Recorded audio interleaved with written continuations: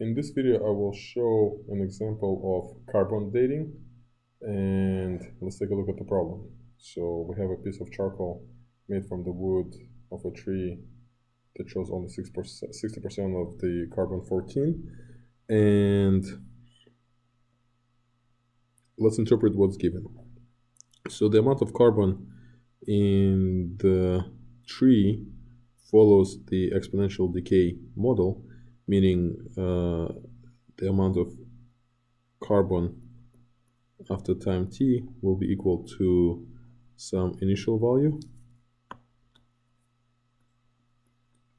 of the carbon at time 0 at the moment of death times e to the power r t, where r is negative. Now, what's given is the half-life of carbon-14 is 5600 years. So what does that mean? That means going from C0 to 1/2 of C0 takes exactly 5600 years. Using this as given, we can solve for r to find the rate of decay. So solving this for r means we're going to divide both sides by C0, take log of both sides, and then divide by 5600. So r is equal to 1 over 5600 times ln of 1/2. And I'm going to use a calculator to find this. So ln of 1/2 is negative 0.69. And dividing that by 5600 gives me the following value, negative 0.001237776. So this is the rate of decay of carbon-14. That means now we have a model to determine the amount of carbon at the current time as a function of the initial value and the time t.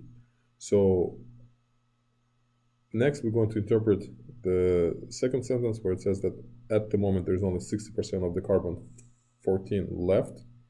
So what does that mean? That means right now we have only 60% of C0, and the question is, how long did it take for the carbon to achieve that level? So to answer that question, we're going to solve this equation for t. And to solve it for t, we're going again to divide both sides by C0, take a natural log, and divide by the decay rate. So ln of 0.60 divided by the decay rate.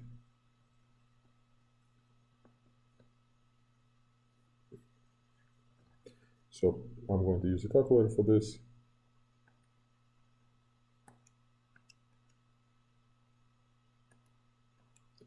And the answer is 41270001. So the answer is the tree died approximately